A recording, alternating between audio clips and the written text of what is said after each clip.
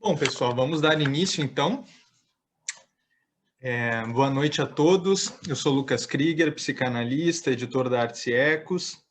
Hoje nós estamos aqui para celebrar o aniversário do Freud, né, com o lançamento do livro Racismo por uma Psicanálise Implicada, autoria de Inácio Paim Filho, que contém capítulos em coautoria com Rafaela Degani, Augusto Paim e Vânia Cidade. Esse livro faz parte da série Escrita Psicanalítica, que eu idealizei com muito carinho e começou a publicar os seus volumes em 2019.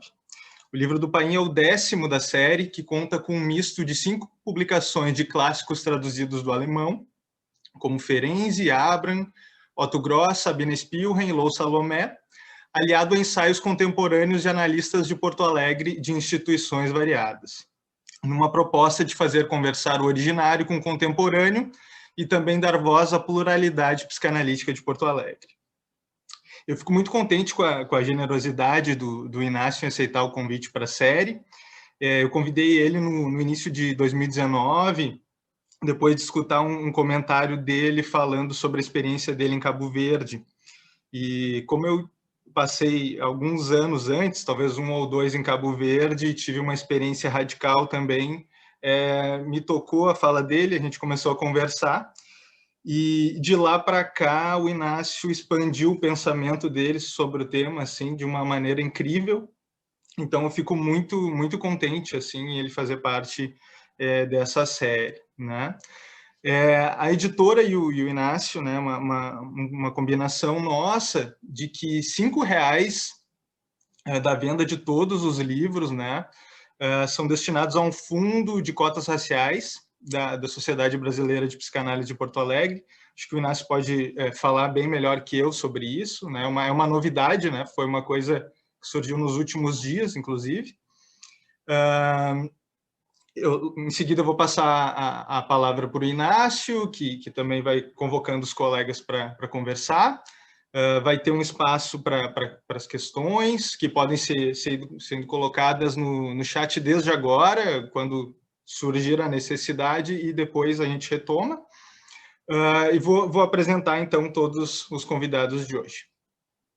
Inácio Paim Filho é psicanalista, membro pleno do CEP de Porto Alegre e membro titular e de data da Sociedade Brasileira de Porto Alegre. Coautor de Novos Tempos, Velhas Recomendações, sobre a função analítica, sobre o filicídio, uma introdução, autor de Metapsicologia, um olhar à luz da pulsão de morte, e em Confidências Metapsicológicas, Dyson Heimlich. Augusto Paim é psicólogo, psicanalista pelo CEP de Porto Alegre, docente do estágio em Psicologia Clínica do Instituto Abu Chaim e membro do coletivo Psicanálise na Praça Porto Alegre, também é cofundador do Instagram Sigmundo. Rafaela Degani é psicanalista, membro do CEP de Porto Alegre e membro do Instituto da Sociedade Brasileira de Psicanálise de Porto Alegre. Autora e organizadora do livro A Analista Grávida, publicado pela Artes e Ecos em 2010. Vânia Cidade é psicanalista, membro efetivo e ex-presidente da Sociedade Brasileira de Psicanálise do Rio de Janeiro, diretora de Comunidade e Cultura da FEBRAPSE, editora da seção Vórtice da Revista Latino-Americana de Psicanálise Caliban, da FEPAL. Contigo a palavra, Inácio. Bom, boa noite a todos e a todas. Queremos fazer um agradecimento especial a todos os colegas aí de vários locais do país aí pelas grandes facilidades que temos, né, pela comunicação online. Ganhamos coisas e perdemos coisas, evidentemente, nesses tempos tão difíceis que todos nós estamos vivendo. Fazer um lançamento de um livro via virtual tem algo sim, de inédito para mim. O meu último livro aí que o Lucas disse que eu publiquei foi em 2019, ainda fazendo ele presencial e de um outro tempo, né? Mas na expectativa dele. Mas quero agradecer muito ao Lucas aí a parceria, a ideia da série que ele é criador com vários colegas, com várias produções, né, que tem sido de extrema relevância para a produção e tem um caráter que quando nós começamos a conversar sobre a possibilidade desse escrito, e o Lucas me dizia qual era a meta, a função, assim, né? De alguma forma de ser textos um pouco mais fluidos, textos que conversassem um pouco mais com a cultura, textos que permitissem uma leitura, digamos assim, mais dinâmica, uma leitura que pudesse suscitar outras leituras. E quero dizer isso porque é importante, né? Eu acho que esse livro sobre racismo, que foca basicamente, por excelência, a questão do racismo e das implicações com a psicanálise, ele é muito diferente de tudo que até então eu escrevi. Não só pela temática, que realmente é uma temática que começo a me debruçar, e vocês, a maioria que me conhece, sabe aí desde 2016, 18, né, com todas as minhas viagens internas e externas nas questões do tornar-se negro, da negritude, né? Mas tem uma particularidade, né, que outros livros, outras produções que faço e que escrevo, que centrada basicamente no pensamento freudiano, tem outro grau, vamos dizer, de complexidade. Esse livro, eu diria assim que a missão dele, a função dele, se ele cumprir bem a função, é exatamente desacomodar o universo psicanalítico. A ideia é essa, ser um livro extremamente provocativo, ele não tem grandes elaborações necessárias e importantes sobre essa temática, mas ele nasceu dentro desse contexto de provocações. Eu diria assim que, se eu tivesse que escolher um texto freudiano, que eu diria assim que ele é um grande companheiro e que ele me faz fazer reflexões nas mais variadas ordens na questão do racismo na psicanálise, no racismo da psicanálise, eu diria, em especial, é o texto do Freud, aí, o Das Unheimliche, ou ainda o estranho, o inquietante, o infamiliar. Então, é esse grau de estranhamento, digamos assim, esse grau de inquietação, de tornar infamiliar a questão do racismo dentro das nossas instituições, dentro da teoria psicanalítica, dentro dos psicanalistas, essa é a missão do livro. Né? É um livro, então, que ele vem para provocar, que ele vem para que as pessoas possam se perguntar as funções, os lugares, né? Que nós passamos a nos perguntar de forma mais contundente, algo que, digamos, que talvez nos últimos 2 anos, e quando estou falando isso, e estou tecendo algumas considerações, eu quero fazer sempre um recorte, né? Eu falo disso tendo como patamar as sociedades psicanalíticas afiliadas à FEBRAPS, com as quais eu tenho uma certa intimidade, um certo conhecimento delas, né? Assim como algumas instituições psicanalíticas, como o CEP aqui de Porto Alegre, outras instituições psicanalíticas que nós temos aqui em Porto Alegre, que eu me sinto confortável de falar nessa questão de uma omissão importante e significativa em relação a essa temática. Me atrevo a pensar que ela é muito maior do que isso, mas me sinto confortável de poder questionar, conversar com os colegas desse universo. Desde que eu comecei a me implicar mais nessa temática, trabalhar, querer saber por que caminhos andamos na clínica, na teoria, na cultura, etc., eu tenho participado de vários eventos aí nesses últimos 2 anos, que me sinto, então, autorizado a dizer na total ausência sobre isso e o quanto precisamos e o quanto vemos conversando. Mas antes de entrar nessa especificidade, eu quero fazer um agradecimento muito especial aos meus parceiros de escrita. Cada um deles, evidentemente, tem um papel extremamente importante e significativo. Né? Eu vou começar com a Vânia. Né? A Vânia é uma pessoa extremamente especial, significativa, uma grande amiga, que eu vou descobrir a Vânia de uma forma, vou começar a conhecer o que a Vânia produz. Quando eu fui diretor científico da FEBRAPS, eu sempre conto essa história porque eu acho ela muito relevante. Né? Na FEBRAPS, quando houve as eleições da diretoria, em final de 2017, 17, 18, 19. Final de 2017, né, em dezembro de 2017, nós tivemos uma eleição, depois da eleição tivemos um jantar, nesse jantar que eu conheci a Vânia pessoalmente, até então sabia da Vânia, etc., mas não nos conhecíamos pessoalmente, né? E a Vânia, com seu jeito muito peculiar de ser, começou a me jogar uma série de perguntas, uma série de questões que eu não tinha a mínima ideia do que ela estava falando. Né, sobre esse universo dos negros, como é que é isso, como é que circula. Eu acho que ela me perguntou onde é que eu andava, e eu digo, eu andava no sul do país, do Porto Alegre, onde eu moro desde sempre, etc, etc.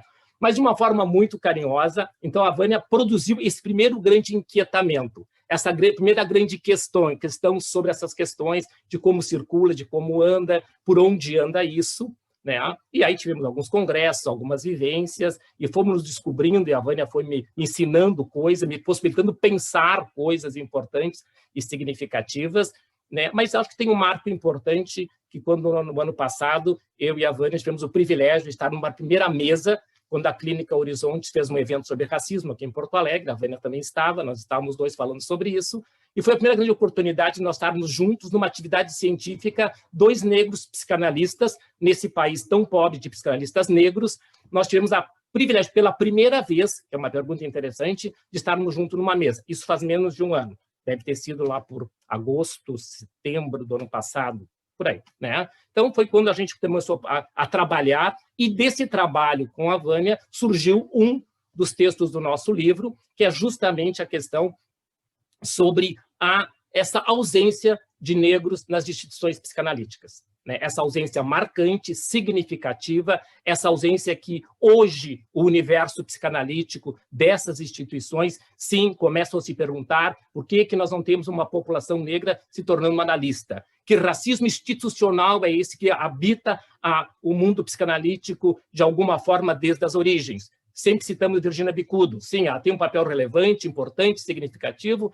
A psicanálise brasileira nasce, e a Virginia tem esse lugar importante. Nós podemos citar Juliano Moreira como outra figura extremamente importante, outro negro, médico, baiano, etc. Mas a história não se mantém. Tem todas essas duas marcas importantes e significativas, e depois um apagamento, um silenciamento, uma não pertinência da população negra nesses espaços, né? Isso faz, sim. Então, o livro, de alguma forma, e as ideias, elas nascem, no que me diz respeito, e eu tenho dito isso, eu me impliquei nas questões racistas, mais do que na cultura amplamente, é questionar desde as nossas casas, né? O que nossas casas, nossas instituições psicanalíticas, como é que elas lidam com isso? Como é que elas administram isso? Onde é que está o nosso conhecimento, né? É só nesse espaço que hoje as instituições, boa parte delas, têm avançado, e tem se trabalhado o que até uns 2 anos atrás nós não sabíamos o que era letramento racial.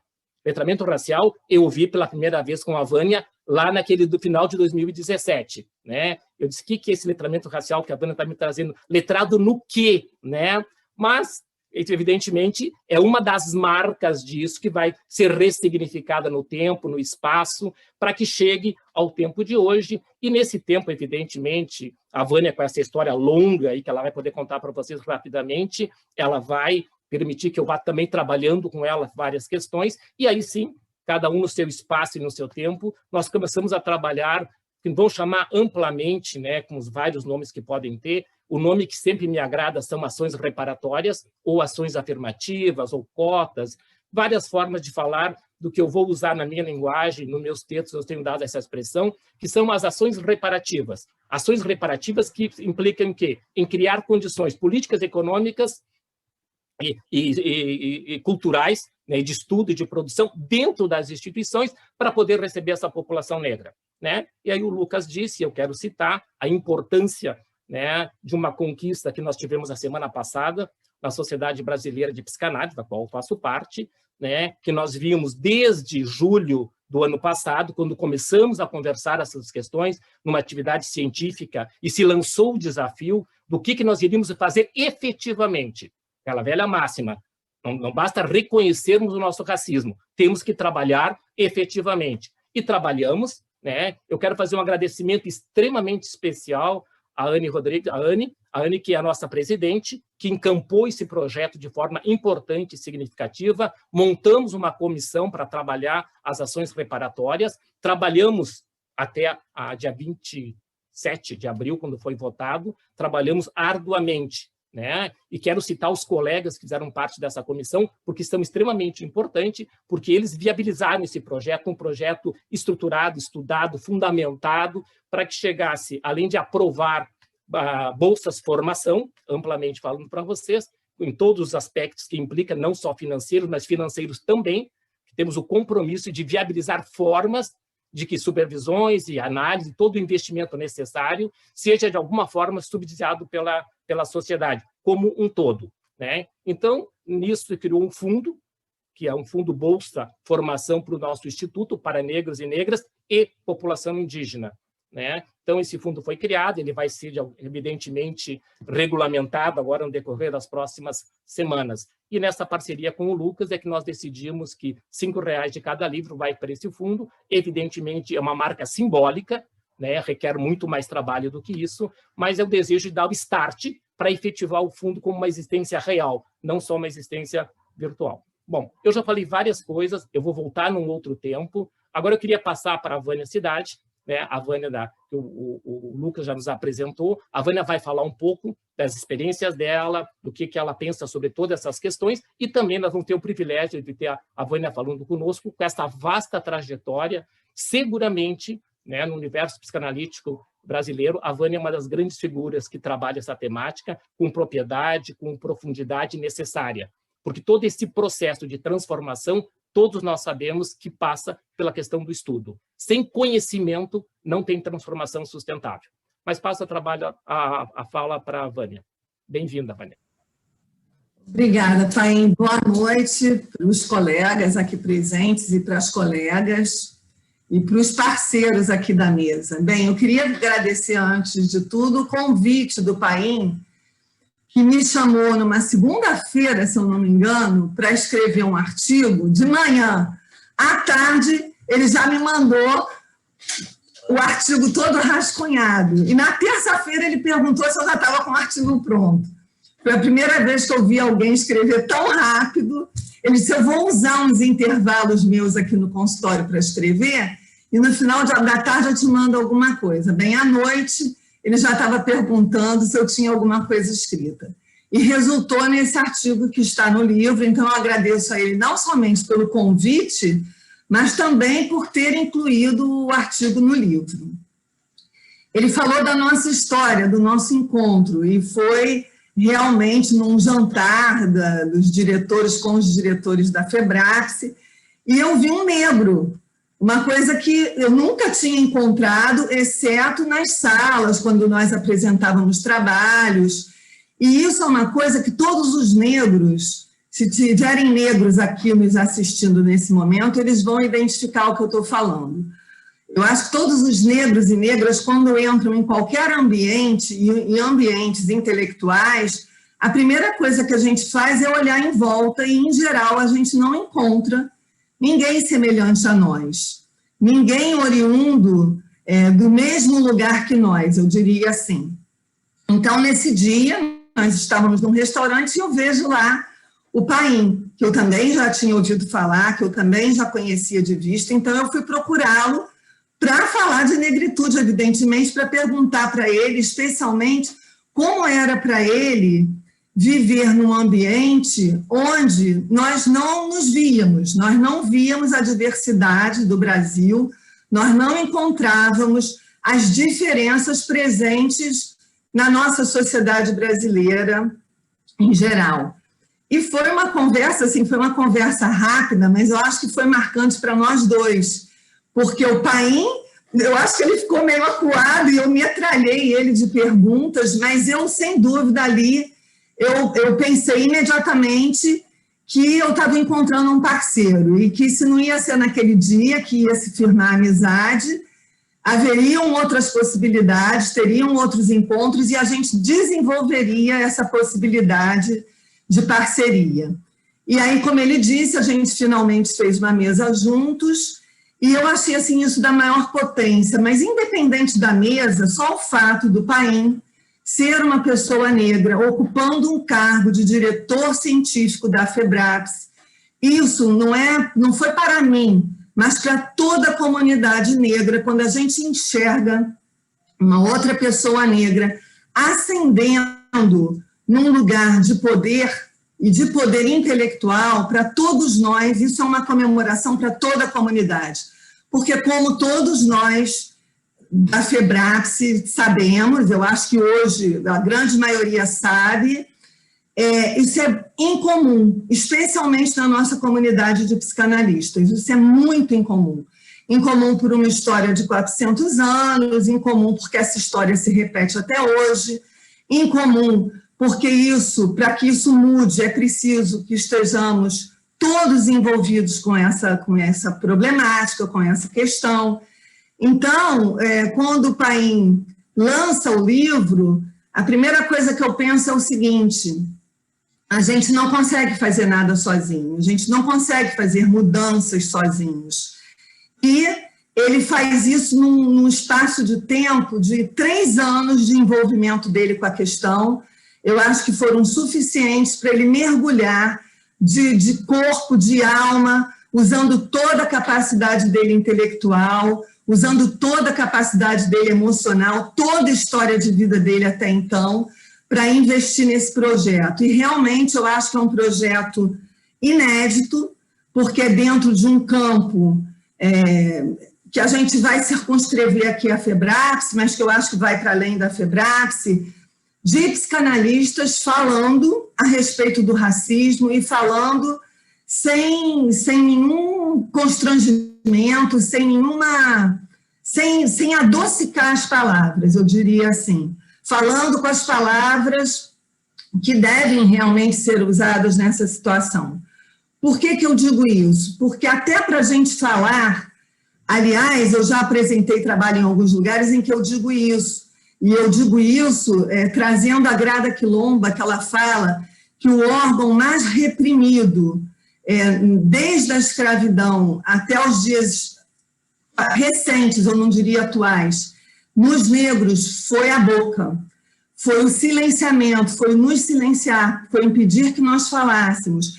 Daí o meu encontro com ele no restaurante, eu ter ido correndo conversar com ele, e eu posso dizer também que a nossa sociedade não é uma sociedade somente racista, é uma sociedade racista, é uma sociedade machista, é uma sociedade capitalista, que une vários istas, né?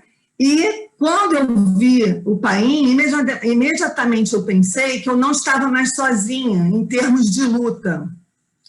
Mas, para não ser injusta, eu não teria conseguido chegar nem a conversar com o Paim se eu não tivesse encontrado na minha sociedade colegas, amigas do peito, queridas, que, por eu sempre falar desse tema e de falar dos meus incômodos e de falar das coisas que eu sentia nessa travessia, passando por uma formação, sem ver pessoas como eu ali presentes, pessoas negras ali presentes, essas pessoas foram fundamentais para que eu, sem também negligenciar, sem deixar de dar o valor para o que foi a minha análise, que me ajudaram a tirar essa mordaça e poder falar. Mas encontrar o Paim, eu acho que deu uma outra dimensão para essa luta. Primeiro, porque o Paim é homem. É terrível, mas a nossa sociedade ela é realmente muito machista. E eu não estou nem falando em termos do nosso espaço de psicanalistas, eu estou falando da nossa sociedade em geral. E o Paim é homem, o Paim é médico, o Paim é psicanalista, é um intelectual respeitado no mundo psicanalítico. Então, eu olhei para ele e eu disse, bem, eu não estou mais sozinha, para além das minhas amigas, dos meus companheiros da minha sociedade, que já formavam um grupo forte que lutava para a mudança desse estado de coisa. Tanto é assim que a minha sociedade começou a batalhar para que esse quadro mudasse em 2010, na presidência do Pedro Gomes. Os congressos de psicanálise em língua portuguesa também iniciaram na gestão do Pedro Gomes, com a direção também do Ney Marinho, mas eu tenho pelo menos umas 10 amigas que eu pelo menos posso aqui seguramente mencionar, que foram fundamentais também em todo esse processo. Tomara que eu não esqueça nenhuma delas, sempre me dizem, não fala nomes, porque você vai acabar esquecendo, mas tem mais 5 que eu não posso deixar de falar, que são a Lúcia Palazzo, a Eloá Bittencourt, a Maria Elisa Alvarenga, a Cristina Nicole Cavallari, a Cristiane Rangel, acabou uma mão, a Adriana La Sálvia, essas eram amigas que eu reclamava, que eu falava, e que com o tempo começaram também a estudar a respeito de racismo, e elas próprias começaram a se dar conta, a perceber e a dizer que a gente tinha que mudar esse estado de coisas. Mas é evidente que não bastaram essas 6. Nós, em junho, em abril do ano passado, começamos a discutir isso na sociedade. Inicialmente, o Ney Marinho levou uma proposta, que eu propus uma ampliação daquela proposta. Também foi formada uma comissão na gestão da Ana Maria Sabrosa, que, aliás, teve a coragem de autorizar que nós fizéssemos o primeiro curso oficial dentro da sociedade sobre racismo. A Ana constituiu uma comissão que foi composta por ela, coordenando comigo, Fernanda Marinho, Ney Marinho, Ana, Luísa Carolina, Ruth Naidin, Gilberto Desidério e quem mais? Se eu tiver esquecido alguém, eu vou lembrar ao decorrer aqui da fala. E desde o ano passado a gente vinha discutindo isso, e na gestão agora da Lúcia, em 25 de janeiro, nós também aprovamos bolsas raciais, sociais, para negros, indígenas e refugiados, e eu acho que foi assim, isso foi correndo ali bem paralelo com o pessoal de Porto Alegre, da Sociedade do Paim, e não por acaso, porque são as duas sociedades que têm duas pessoas negras que vêm trabalhando em torno desse tema. Paim, já está na minha hora? Tá? Então, eu também vou parar por aqui, mas a gente vai continuar conversando com vocês. Vânia, depois a gente vai ter uma segunda rodada para voltar a conversar. E eu me dei conta também que, antes de passar para o Augusto, né, que eu queria citar, né, os nomes também dos meus colegas da comissão, né, que eu falei da Ana, nossa presidente, a Eliane Nogueira, que coordenou a comissão e trabalhou arduamente, né, o César Antunes, a Vera Hartmann, a Beatriz Bez, a Astrid, e, se eu esqueci alguém aí, eu vou ter que lembrar daqui a pouquinho, assim, que... a Lisiane Servo, acho que somos esses. Se eu lembrar daqui a pouquinho, eu retomo os nomes. Toda a minha gratidão, e eu disse para elas em algum momento que uma expressão também que eu aprendi nesse universo, falando inclusive com o professor D'Amico, da Universidade Federal do Rio Grande do Sul, a expressão aquilombar-se, né, como uma expressão importante de forma da população negra também se fortalecer enquanto coletivos. Eu me senti me aquilombando com esses colegas, trabalhamos e produzimos muito. Bom, agora a gente pensou em conversar algumas coisas, eu e a Vânia falamos dessa parte inicial aí sobre o que a gente chamou aqui no livro, interrogando as instituições psicanalíticas, centrado basicamente nessa questão, ausência e presença da população negra e como efetivar. Um outro capítulo do livro, a gente vai trabalhar um pouco assim essas interrogações com a cultura, né? E nessas interrogações com a cultura tem 2 trabalhos. Um dos trabalhos eu escrevi com meu filho, o Augusto, e que me dei conta, assim, eu pensei em falar algumas coisas sobre isso, mas assim, eu pensei em algumas coisas significativas nessa história, um certo recorte autobiográfico que a gente sempre acaba falar dessas coisas, inevitavelmente é falar um pouco sobre si mesmo, né? E eu me dei conta que eu tinha, e tenho ainda em processo, uma dívida com meus filhos. Por que eu tenho uma dívida com meus filhos nessa questão do tornar-se negro, do descobrir-se negro? Uma dívida, porque essa temática, evidentemente, ela não vai perpassar nas minhas histórias com eles. Evidentemente, falamos alguns momentos sobre a questão de ser negro, o que significa, mas umas coisas muito pontuais e nada tão necessário e tão importante quanto, né? Então, eu vou ter a oportunidade, com meus filhos, de começar a trabalhar sobre essas questões já na maturidade minha, evidentemente, e deles, né?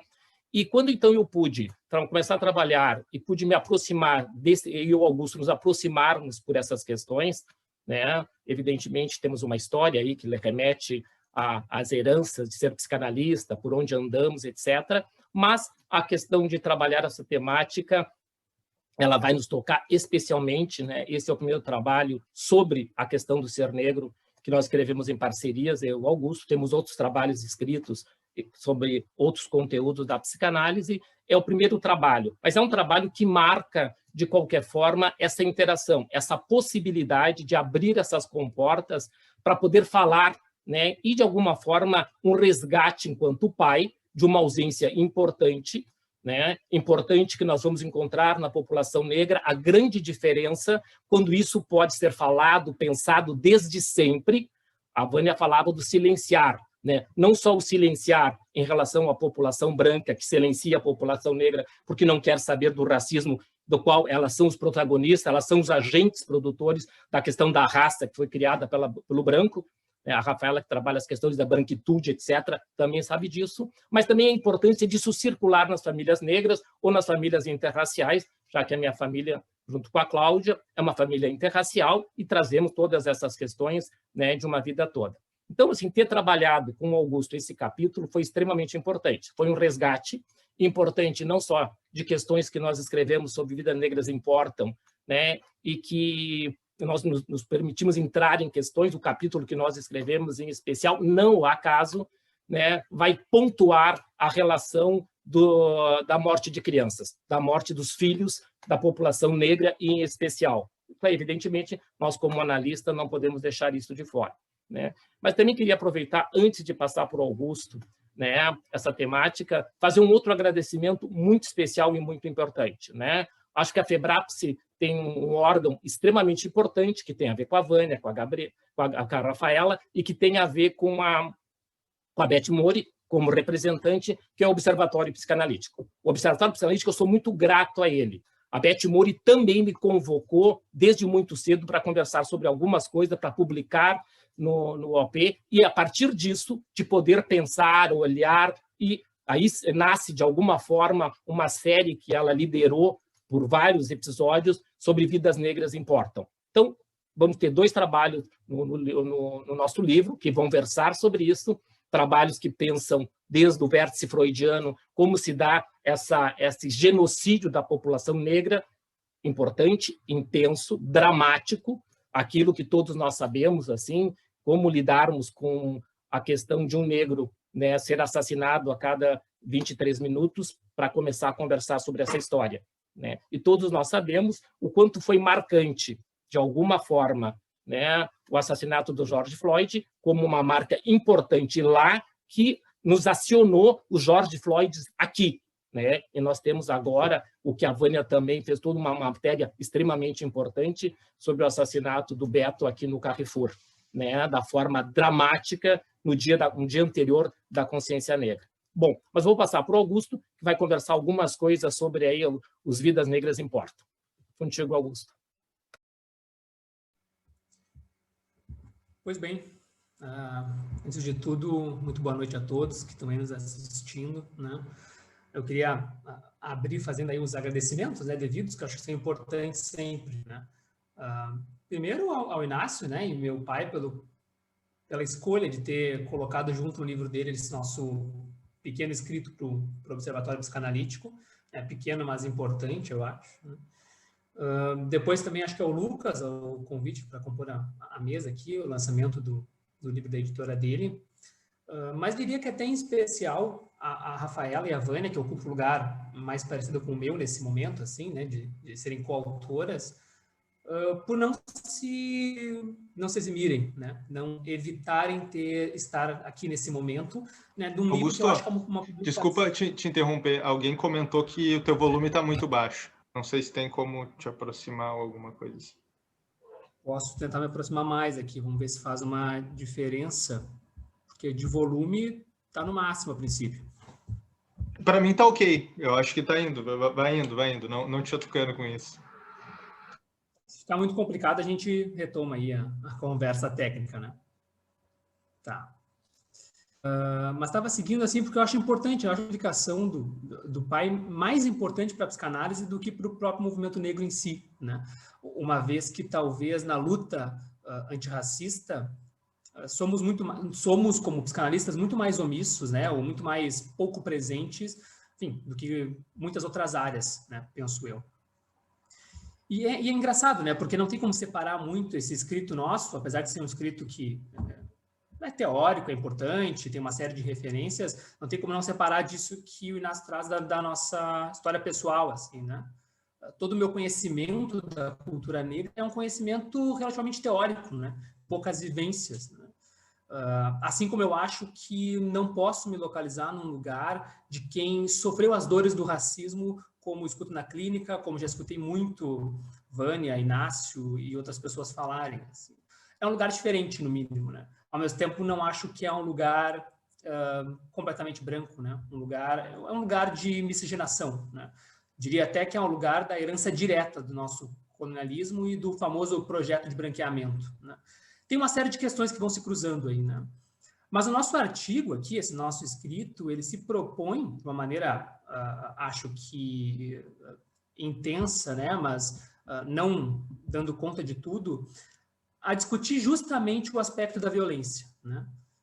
O nome do artigo ali é Vidas Negras Importam na Dialética da Violência e do Direito, né? E qual é o lugar dessas vidas negras, né? O quanto que elas importam, em que ponta elas se ocupam entre a violência e a ponta de ter algum tipo de direito, né? Direito garantido, né? Direito à proteção à violência, né?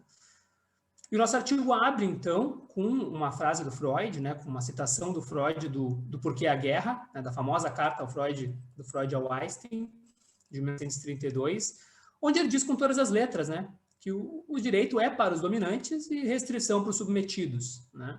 Freud faz uma cadeia simbólica, praticamente, ali entre violência, poder e direito, como uma associação muito direta, né? E uma sendo produto da outra, né?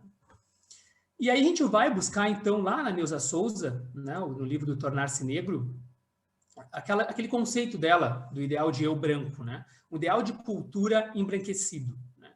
Para tentar justificar uma ideia de que, se uma vez que o ideal da cultura é branco, bem, então os negros estão à parte disso, né? Os negros, os pardos, né? Os miscigenados, como um todo, estão completamente à parte dessa cultura, né? Ou seja, não há garantia de direito para a população. E para defender isso que eu estou chamando aqui de uma tese, né, que é uma hipótese que a gente levanta, a gente vai buscar alguns argumentos em esferas diferentes da nossa cultura, né? Vou destacar aqui três esferas onde a gente vai buscar isso, né? O primeiro é o mais direto, assim, né, o mais visível, que são os estatísticos, né, os dados, né? E eu queria trazer aqui dois dados, né? Um que está no nosso texto e outro que não está, que eu fui descobrir mais recentemente, inclusive, e que fala do infantil, que o Inácio nos lembrava ali da importância do infantil, né? Mas o dado que está lá no nosso escrito, ele diz justamente, né, do aumento ao longo de 10 anos, entre 2008 e 2018, do aumento de 11% dos casos de homicídio contra negros, né, que Tatiana Nascimento, que é uma autora negra, chamaria de pretocídios, inclusive, né. E a outra estatística importante que eu fui encontrar no livro da Lídia Schwartz, sobre nem preto nem branco, muito pelo contrário, ela fala que a cada 1.000 crianças brancas, 77 morrem antes de 1 ano de idade, né? Agora, ao mesmo tempo, a cada 1.000 crianças pretas ou pardas, né, morrem mais de 100 com menos de 1 ano de idade, né? E esse dado da mortalidade infantil que ela destaca, acho que a coisa que mais me impressionou é que ela diz que essa morte não é uma decorrência de uma violência direta, né, de uma violência explícita, é decorrência de uma violência implícita, né? Ela diz que a maior parte dessas mortes acontecem por falta de saneamento básico. Crianças que não têm vacinação, crianças que não têm condições mínimas de qualidade de vida para poder sobreviver o primeiro ano, né? E eu acho que o nosso artigo tenta trazer muito essa ideia, né? Essa ideia de como a falta do direito remete a um retorno à violência, que é justamente o argumento máximo do Freud, já lá em 1932, né? Quando o direito cai, volta o livre, né, desenvolver da violência. E aí, para tentar respaldar o nosso segundo argumento, o argumento mais próprio da psicanálise, né? É um argumento histórico, né? A gente vai atrás de algumas matérias e algumas notícias que respaldem justamente esse conceito da mortalidade infantil. Infantil, em especial, porque talvez assim como Freud fez lá atrás, né, com a sexualidade infantil como base da teoria psicanalítica que nós temos até hoje, acredito que poder usar de um argumento que lida com o infantil nas questões raciais sustenta muito bem, nos aproxima muito, né, os estudos raciais, as questões psicanalíticas, né. Na época que a gente estava escrevendo, a notícia que mais circulava era de 2 crianças de Duque de Caxias, no Rio de Janeiro, uma de 4 e uma de 7, a Emily e a Rebeca, que foram supostamente vítimas de uma troca, né, de tiros da polícia com alguns criminosos, né. Apesar da polícia ter alegado que não fez nenhum tiro, né, que não atirou, né. A família, em paralelo, diz que testemunhou tiros, né? Foram mais de 10 tiros contra a casa deles, né? E aí entra aquela velha ideia, né? Entre um discurso e outro, o que vence sempre é a impunidade, né? E a impunidade aqui, ela acaba funcionando como sintoma, né? Sintoma justamente dessa falta de direito que a gente vem trabalhando, né? Do predomínio da violência para essa população especificamente. Acho que uma coisa que ajuda muito a pensar e tentar visualizar como é que isso se dá, né, essa inexistência de um direito, é o que entra no nosso terceiro argumento, né, que é um argumento muito utilizado por Freud, inclusive, que é o argumento artístico, né? Freud sempre foi atrás das referências literárias para apoiar e evidenciar a teoria dele, e a gente não fez diferente aqui, né? Só que ao invés de ir para a literatura, a gente foi para o cinema, né? E eu queria destacar, assim como falei dos dados, queria destacar duas referências cinematográficas, né? Uma, de novo, que está no nosso texto, que é o Amarelo, do rapper Emicida, né? É Tudo Pra Ontem, o nome do documentário dele, onde, inclusive, a gente cita diretamente uma passagem que resume tudo isso que eu estou dizendo de uma forma triste e paralelamente poética, né? Quando ele diz que no Brasil existe pele alva e pele alvo, né? Referendando essa diferença entre o tratamento de brancos e negros na nossa sociedade. E o segundo, que eu não podia deixar de citar, que é o recente, premiado e impactante curta da Netflix, Dois Estranhos, né? Não tem como não falar sobre os Dois Estranhos, principalmente se a gente for pensar em compulsão à repetição a serviço da pulsão de morte, né? No eterno exercício de um livre poder violento sobre o negro, né? Mas aí, bem, isso acho que a gente vai entrando em outro momento, né? Só não queria deixar de deixar recomendado aqui essas referências, né? Mas eu queria voltar nessa questão que eu citei em algum momento, né, dessa impunidade como sintoma, né?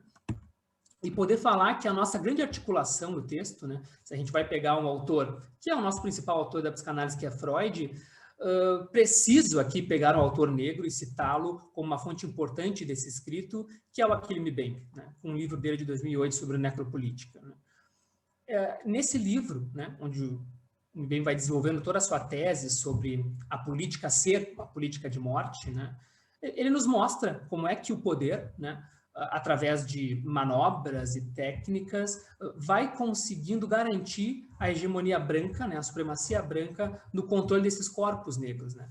Corpos porque eles são objetificados, né, desumanizados, eles viram propriedade do Estado. E a partir desse momento é a impunidade que reina, né? Porque não faz diferença, uma vez que tu não tem um sujeito ali, embutido de direito civil, né? Ele é só mais um dado, só mais um corpo, como a gente sempre fica sabendo, né, nas notícias.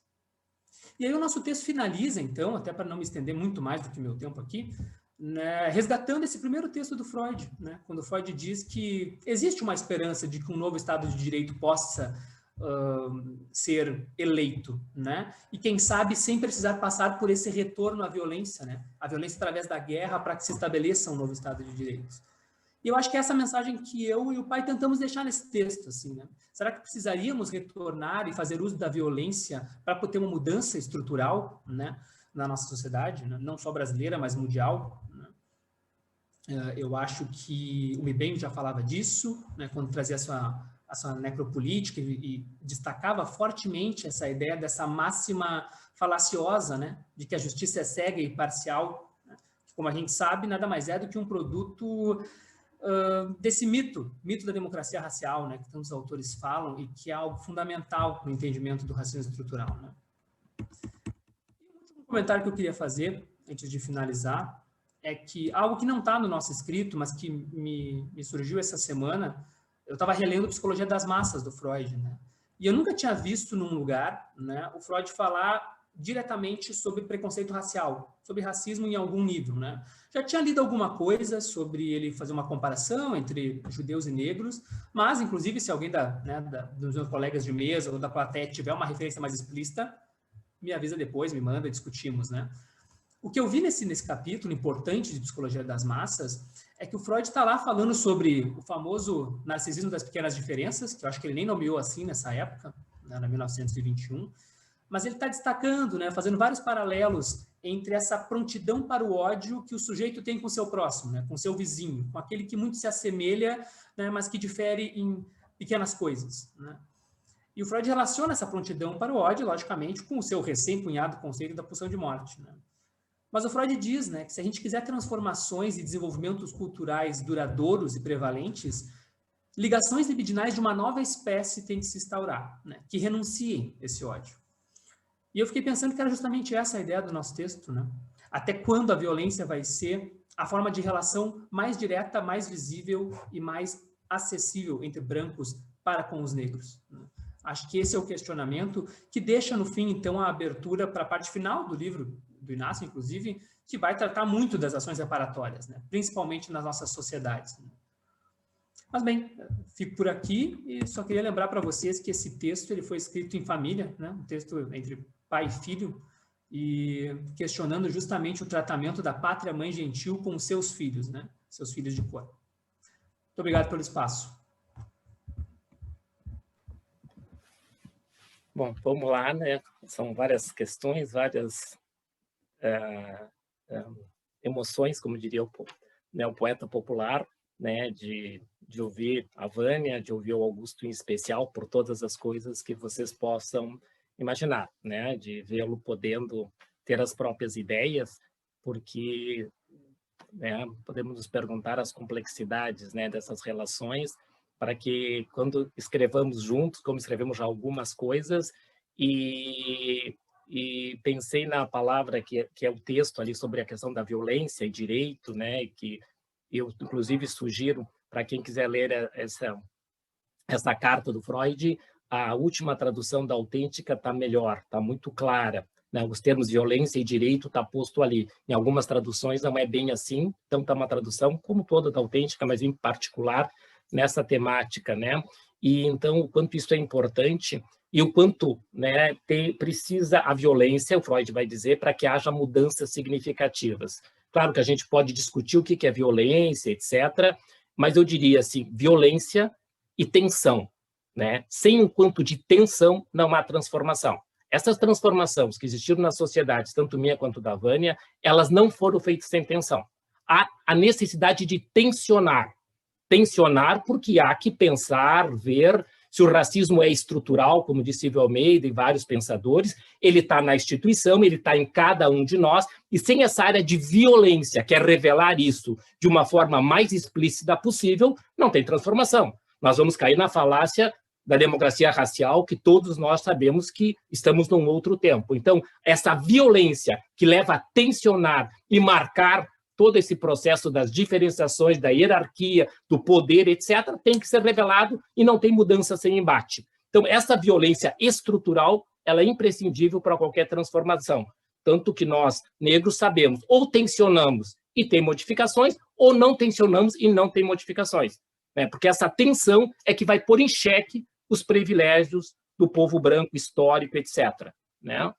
Então, agora eu queria poder fazer aí alguns comentários aí da minha parceria com a Rafaela, e, assim, eu acho que aquilo que nós sabemos, né, assim, é um privilégio aprender com os pacientes, é um privilégio aprender com os filhos direto, com os filhos simbólicos, e o quanto se aprende, e que isso não é discurso. Né? Todas as coisas que eu aprendo com o Augusto quando vamos escrever juntos, né, quando ele me tensiona, quando ele diz, pai, eu acho que isso não é bem assim, não sei se o Freud disse desse jeito mesmo, onde é que tu leu isso? Bom, por aí afora, vamos nos virar, mas também tem outras tensões aí, e tem a ver com o que eu me atrevo a pensar aí de filhos simbólicos, que é a minha relação com a Rafaela, que é uma relação de longa data, mas em especial nos últimos 3 anos aí, né, a Rafaela tivemos mais proximidade, com supervisões, etc., e aí a Rafaela foi me apresentando, assim como a Vânia me apresentou todo mundo, por várias questões aí que já falei, e vamos seguir falando, a Rafaela me apresenta também um outro mundo, né? Um outro mundo, e ela me presenteia com 2 grandes livros, né? Que são da biblioteca, é a Grande Consulta, ele aparece, a Vânia acabou de citar a Grada, né? O livro da Grada foi presente da Rafaela, o livro da Djamila, o Pequeno Manual Antirracista, e mais um jornal sobre Machado de Assis. Então, a Rafaela foi muito generosa, né? Acho que ela percebeu todas as minhas limitações, né? De alguém que já está na terceira idade, e aí, então, ela foi trazendo coisas de uma forma muito gentil, muito amorosa, e daí, além do nosso trabalho, junto sobre a clínica, etc., foi nascendo algo que foi se solidificando, e nasceu o primeiro trabalho. O primeiro trabalho que tá no livro, ele não está só... Ele é primeiro, porque dividia entre metapsicologia, clínicas, metapsicologia, cultura e as questões das instituições, mas esse trabalho com meu e da Rafaela, assim, ele vai sendo gestado. Então, é o trabalho que foi mais trabalhado em termos de investimento, porque ele é um trabalho mais longo, ele é um trabalho mais denso, ele é um trabalho que tem uma pretensão metapsicológica de poder tentar compreender toda a questão identificatória que permeia a questão do racismo. Nós vamos viajar por várias coisas e talvez a Rafaela vai sintetizar algumas coisas para vocês depois. Mas, então, assim, foi nascendo essa parceria importante e significativa, discutimos muito a questão do lugar de fala, que lugar é o meu, homem negro, com a minha história, qual é o lugar dela, mulher, psicanalista, branca, com uma ascendência europeia direta, como é que a gente ia conversar, como é que a gente ia se encontrar, né? Eu acho que isso vem um pouco no encalço do que a Vânia dizia, assim, que ela teve várias parcerias de colegas, mulheres provavelmente brancas, né, se não brancas puras, brancas miscigenadas, etc. Né? Então, assim, a Rafaela representa um pouco disso, além de outros colegas temos toda uma parceria importante. Mas ela foi cumprindo esse papel, o nosso texto, então, foi sendo trabalhado de várias formas. A Rafaela tem uma visão crítica importante e significativa, tem uma história pessoal, né, familiar, ligada com outras questões também de violência do Estado importante e significativa, que é a grande questão racista, a violência do Estado e das instituições que representam o Estado. Então, assim, nós fomos construindo esse vínculo, essa história, nasceu esse trabalho, e esse trabalho, assim, ele vai retomando e repensando várias coisas. A Rafaela também fez muito esse trabalho de retomar o texto, de me questionar coisas que eu estava dizendo, a forma como eu estava dizendo. Então, eu diria assim que eu fico, de alguma forma, muito satisfeito narcisicamente comigo, não só pelo que nós produzimos, mas satisfeito por esses filhos que questionam, que não se acomodam, que não ficam submetidos ao poder paterno, né? Então, isso é sinal que as coisas estão bem, que as coisas estão acontecendo, que a psicanálise tem um futuro brilhante com eles, porque eles estão fazendo aquilo que é imprescindível com qualquer psicanalista, pôr em xeque o que está estabelecido. Isso é o que o Freud propõe como pensamento científico. O pensamento científico é sempre do rol da interrogação, né? Aquilo que eu digo, como Freud define conceito nas páginas iniciais das Pulsões de Seu Destino. Há que questionar, há que perguntar. Então, eu sou muito feliz por essas parcerias todas aqui que vocês estão vendo, principalmente porque poder assim, se descobrir em várias questões, num outro tempo, num outro cenário. Essa parte do livro é posto de duas partes, esse trabalho meu e da Rafaela, um outro trabalho meu em que eu faço uma costura entre pandemia e racismo e a pulsão de morte, como é que isso se encontra, como é que essas forças disruptivas se encontram nesse contexto tão importante e que permitiu que algo tão intenso fizesse que as questões do racismo explodisse, volto a dizer, em especial na história do movimento psicanalítico brasileiro. E acho que, de alguma forma, o movimento psicanalítico mundial, isso vai se propiciar de forma muito mais intensa nesse período dessas confluências, né? Então, ali eu tento abordar algumas coisas, faço algumas costuras sobre esse caráter criativo da pulsão de morte enquanto potencialidade de desestabilizar. A pandemia desestabilizou uma série de coisas, inclusive, eu acho que a possibilidade, né, de que o povo branco pudesse se dar conta também de todas as suas fragilidades e toda uma fragilidade que o povo negro está posto há mais de 500 anos. Bom, mas é um ensaio, realmente, uma pretensão de esboçar algumas coisas sobre isso por um vértice único, né, que é o desestabilizar. E ali também eu tenho uma conversa com o Mbembe no sentido de um conceito dele que eu acho genial e que a gente pode explorar, que conversa muito bem com Freud, que é o devir negro da humanidade. O devir negro da humanidade significa, sim, né, que isso que os negros vivem na própria pele, com todos os sentidos historicamente, isso a população branca também está vivendo no mundo todo, e a pandemia vem para referendar muito a ideia do devir negro. Mas eu vou passar para a Rafaela, para que ela possa falar aí, que eu sei que nós temos muito a ouvir dela sobre como é que ela vai se havendo com toda essa história. Está contigo, Rafaela. Oi, boa noite. Agora eu fiquei na responsabilidade aqui dessa mesa maravilhosa. Não sei se eu estou à altura disso tudo que tu está falando aí, Inácio, mas eu quero começar agradecendo o Lucas da Artes e Ecos, principalmente ao Inácio, a Vânia, o Augusto, um privilégio estar aqui com vocês. Eu vou contar um pouquinho, tu já contou um pouco, mas eu vou contar um pouquinho melhor de como é que eu fui cair nesse livro teu, né?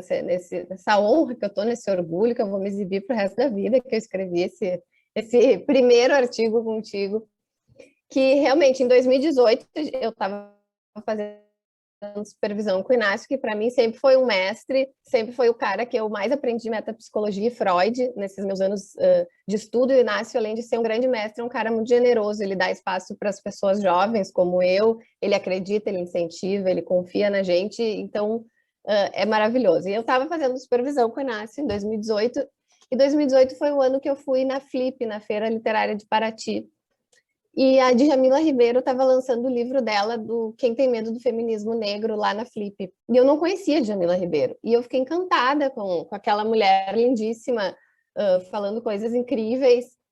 E aí eu saí da Flip com todos os livros dela comprados, em 2018. E aí comecei a ler e tal, me apaixonei, vi o tamanho da minha ignorância. E em 2019 ela lançou o Pequeno Manual Antirracista, que eu também comprei já na pré-venda, que comprei por Inácio também. E a partir da Djamila, eu fui chegando em outros autores. Eu fiz, tipo, uma cronologia às avessas, assim. Eu comecei dos contemporâneos para os pioneiros, assim. Aí eu descobri a Lélia Gonzalez, daí eu descobri a Grada Quilomba, daí eu descobri o Fanon, aí eu descobri o Aimé Césaire, e daí eu fui estudando e lendo, e estava muito envolvida com essa temática enquanto eu fazia supervisão com o Inácio. E aí realmente saiu uma edição da 451, uma revista que eu assinava, sobre o Machado de Assis, e eu dei de presente para o Inácio também, junto com o livro da Grada. E aí, um belo dia na supervisão, o Inácio chega e me convida, vamos escrever sobre o assunto? Eu quase caí para trás, porque eu estava assim, no meio dos estudos, e pensei, vamos, né? Confiei na coragem dele, no entusiasmo do Inácio, que escreve um artigo por dia, e aí topei essa empreitada com ele, e realmente a minha preocupação era qual o meu lugar de fala ali, né? Eu, uma mulher branca, enfim, desde onde eu ia estar escrevendo com o Inácio, e eu sempre disse para ele que a minha preocupação maior era não colocar o negro ou a negritude como objeto de estudo. E, enfim, acho que a gente foi bem sucedido nisso, não sei, depois vocês leem o capítulo e nos deem aí um feedback. Mas hoje em dia essa segue sendo a minha preocupação, assim, quando eu falo sobre esse assunto, quando eu estudo sobre isso, né, qual que é o meu lugar de fala, né, e o único possível é da mulher branca, e falar das questões da branquitude, e para isso eu tenho duas guias, pelo menos assim, nesse momento, que é a Maria Aparecida Bento e a Lia Weiner Schuckmann, que são duas estudiosas do tema da branquitude, duas psicólogas brasileiras, e eu me baseio muito nelas, assim, para pensar as coisas que eu penso, acho que são contribuições valiosíssimas nesse tema, né? E aí eu me peguei, no meio desses meus estudos, eu me peguei pensando assim, por que será, né, que as pessoas brancas compram a ideia de serem antirracistas, né? Por que um branco entraria na luta antirracista, já que temos tantos privilégios nessa dinâmica racista, né? E a primeira resposta mais, assim, que me veio foi que, bom, talvez porque as pessoas brancas, assim como eu, que tenham esses ideais de justiça e igualdade, que isso é verdade, né? Para mim isso é verdade, isso é um valor da minha família, isso é um valor meu, mas eu não fiquei satisfeita com essa resposta. Eu fiquei pensando que talvez teriam mais motivos para os brancos se aliarem a essa luta antirracista, que não só esses ideais. Aí, esses tempos, eu tive um insight bem óbvio, mas aquelas coisas que a gente lê, estuda, parece que sabe, mas não sabe ainda. E aí, recentemente, na Brasileira, a gente estava tendo um seminário com o professor D'Amico, da URGS, que foram 5 seminários excelentes, e foi aí que eu tive um insight maior sobre essas questões. E o professor D'Amico estava falando do conceito de duplo narcisismo do Fanon, e eu me lembrei do conceito de outridade da Grada Quilomba, que inclusive são coisas que a gente escreveu, eu e o Inácio, assim, né? Eu não vou entrar muito nesses conceitos, porque senão a gente ia ficar muito tempo aqui debatendo isso, mas mais ou menos nessa dinâmica racista, o branco, o sujeito branco, né, aquilo que ele recalca ou desmente, ou seja, as questões da sexualidade e da agressividade, ele projeta no negro, né, no sujeito negro, como uma forma de alívio, digamos assim. Só que nessa dinâmica, obviamente, é inquestionável o quanto o negro fica prejudicado nisso, mas isso foi o que eu me dei conta, o branco também perde nessa dinâmica, no sentido de ficar alienado de si mesmo. O branco fica alienado e como Narciso, acreditando numa imagem hipervalorizada de si mesmo, assim. E a gente sabe, né, desde a psicanálise, que estar alienado nunca é um bom negócio, né? E os brancos, digamos assim, poderiam ter como um bom motivo para entrar nessa luta antirracista, essa ideia de se desalienar, né? E esse também é um projeto da psicanálise, das análises, né? Porque é vergonhoso a gente se achar melhor que o outro, a gente ter essas certezas dessa supremacia branca e desse racismo estrutural. Então, esse trabalho de desalienação é o trabalho da psicanálise, e é uma dinâmica, e na dinâmica racista nós ficamos presos nessa alienação, nós os brancos, assim. Então, pensando utopicamente, se o racismo acabasse amanhã, eu penso assim que a gente que é branco também poderia se olhar com mais honestidade, né? Poderia ter mais noção das nossas potências e dos nossos limites, poderia competir em mais pé de igualdade, e isso seria muito bom para todo mundo, eu penso, né? E aí me faz pensar no que o Inácio vem falando, no que a Vânia falou, no que o Augusto disse, assim,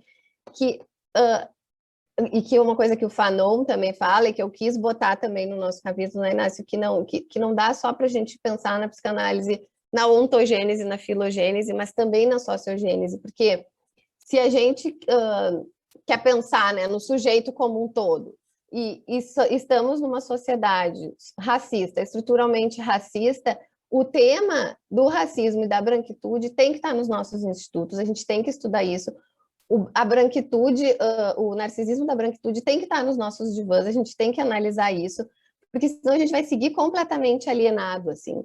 Então, esse é o ponto, eu não consigo mais conceber uma psicanálise que não inclua essa temática, porque é uma psicanálise que estaria excluindo uma realidade que influencia o nosso psiquismo, tanto dos sujeitos negros quanto dos sujeitos brancos. Então, eu vejo que é fundamental, eu sinto falta disso dentro da nossa sociedade. Acho que na brasileira a gente está tendo esse grupo muito legal, a gente trouxe o D'Amico para nos dar seminário, mas eu espero que tenha cada vez mais, porque eu não consigo mais conceber uma visão de sujeito, de inconsciente, sem esses temas envolvidos, sem a gente estar por dentro disso, sem a gente estudar essas questões. Mas eu vou ficando por aqui, porque já são 9h15 da noite, eu acho que tem um monte de gente que deve querer conversar com a gente também. Eu disse que eu não ia me estender, só queria agradecer mesmo, fazer uma breve participação. Muito obrigada. Bom, Inácia, tu quer fazer mais algum comentário antes de eu abrir para perguntas, questões feitas pelo chat? Não, acho que tem uma pergunta aqui que surgiu lá no início, eu posso fazer para ti, quem sabe também, como ponto de partida, eu não sei. Pode ser. O que tu acha? Pode trazer que nós...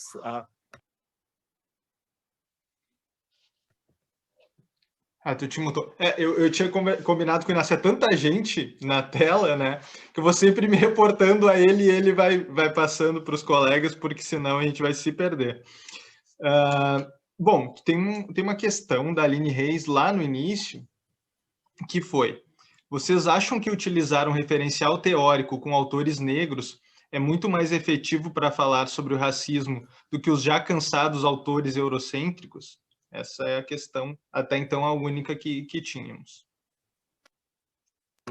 Eu vou dar um pitaco rápido, passo para a Vânia também, para o Augusto, para a Rafaela poder... Assim, eu acho que é indiscutível o que a colega pede, assim, porque essa é um pouco uma questão importante. No trabalho meu e da Vânia, acho que em algum momento nós dizemos assim, não só em relação amplamente às questões raciais, mas nós sabemos que essa cultura eurocêntrica faz com que nos institutos de formação, amplamente falando, nós lemos, estudamos e temos, não é que não tenhamos, basicamente autores europeus de um lado ou da América Latina, Argentina do outro, né? Autores brasileiros, independentes se eles são brancos ou eles são negros, é extremamente raro de uma forma mais consistente. Não vou falar de exceções eventuais de lermos um trabalho de um colega ou outro. Então, acho que a nossa cultura colonial e colonial da psicanálise brasileira, ela é muito devedora de uma ideia de resgatar a leitura dos autores brasileiros como um todo. Feito esse à parte, eu diria, sim, se nós lemos pouco os autores brasileiros brancos nos institutos de formação, evidentemente que os autores negros, isso é infimamente menor. Infimamente menor, por quê? Os autores negros que produzem materiais, como a Rafaela estava dizendo, Não, agora os institutos começam, pelo menos os institutos de algumas sociedades, né, os centros de estudos começam a se ocupar disso, a conhecer essa vasta literatura, né, literatura importante e significativa, né, todos nós citamos, a Rafaela fez algumas citações importantes, que começam a adentrar aos nossos institutos. Então, claro que é importante, é significativo. Leuma Lélia Gonzalez é, evidentemente, pegando assim, o vértice psicanalítico, não só o sociológico, que a gente pode pegar, o Fanon, que era psiquiatra, etc., e tem uma leitura importante, né, que a gente pode fazer costuras com a psicanálise. Nós temos uma produção importante da psicologia social, conversando com a psicanálise, Cida Maria Bento, etc., que é importantíssimo que a gente possa ler, porque, de novo, falarmos com esses colegas intelectuais negros que têm uma produção e uma interação importante e significativa. Eu sempre, quando falo de escrita, lembro aquela máxima freudiana. Quando escrevemos, escrevemos, antes de mais nós, sobre nós mesmos. Então, falar, escrever e produzir é falar sobre nós, independente do assunto que vai ter os seus desdobramentos.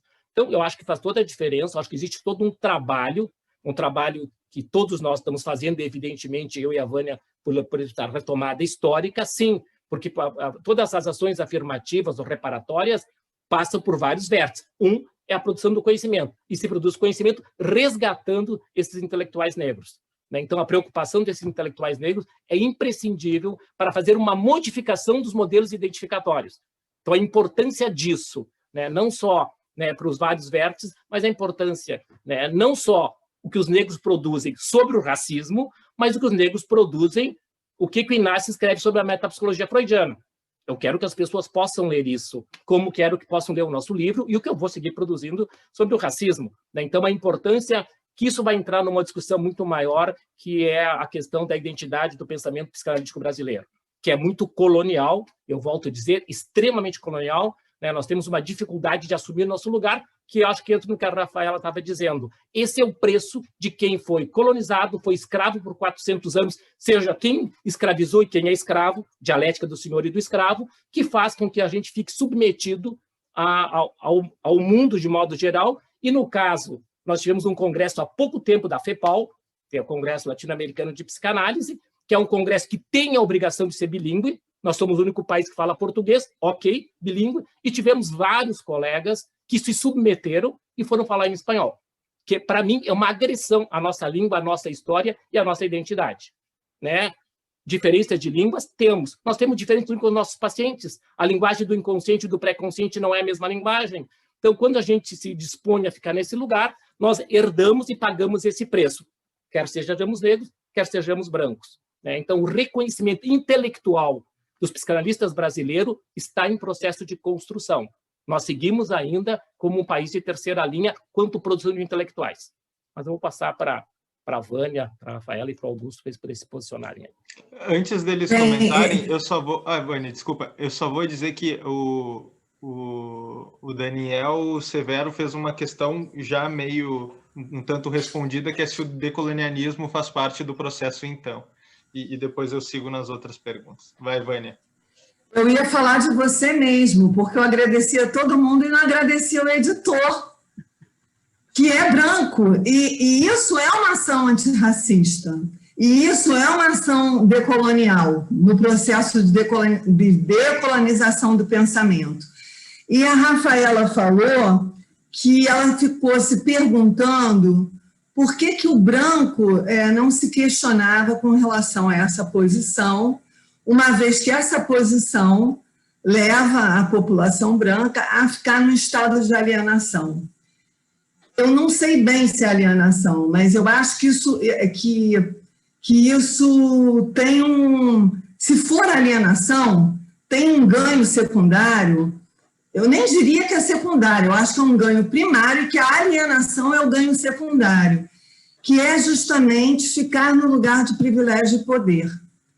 Porque se a gente pensar em todas as esferas da sociedade, em todos os lugares sociais, todos, se a gente parar para pensar aqui, na praia que a gente vai no domingo, na escola onde nós estudamos, eu não sei aí no Sul, mas no Rio de Janeiro, eu estudei numa escola pública, eu estudei a minha vida inteira em escola pública. No entanto, todas as esferas de poder da minha escola pública eram ocupadas por pessoas brancas, os professores, a direção, e todos os lugares de subalternidade eram ocupados pelas pessoas negras. Se você pensar em qualquer esfera, no restaurante, você vai ver que no Sul, eu acho que nem no lugar de subalternidade, porque talvez a população, comparativamente ao Rio de Janeiro e outras regiões do Brasil, a população negra seja menor. Mas a realidade é que o que sustenta o lugar de poder? É a economia e a cultura. E o que produz as subjetividades e o racismo? É a economia e a cultura. A cultura, quando eu falo, é no sentido mais amplo. O que dá acesso às pessoas aos patrimônios disponíveis, culturais, intelectuais, enfim, o que dá acesso? É a economia, é o dinheiro, é o poder financeiro.